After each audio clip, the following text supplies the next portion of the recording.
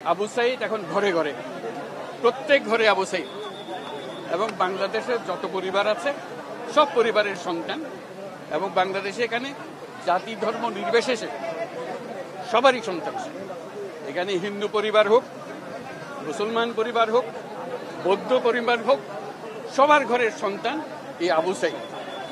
কাজেই আপনারা খেয়াল রাখবেন যে কোথাও কোনো গোলযোগ যেন না হয়, কেউ ধর্ম নিয়ে কথাবার্তা না বলে, কারণ আমরা এই মাটিরই সন্তান, সবাই আবু সাইদ।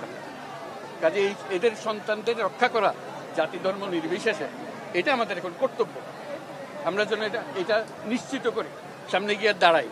আবু সাইদ যেরকম দাঁড়িয়েছে আমাদেরকে ওরকম দাঁড়াতে হবে। যারা পার্থক্য করে যে এরকম সন্তান ওরকম না, আমরা সবাই বাংলাদেশি, আমরা বাংলাদেশেরই সন্তান। আবু সাইদের মা সবার মা, এবং সবার মা আবু সাইদের মা।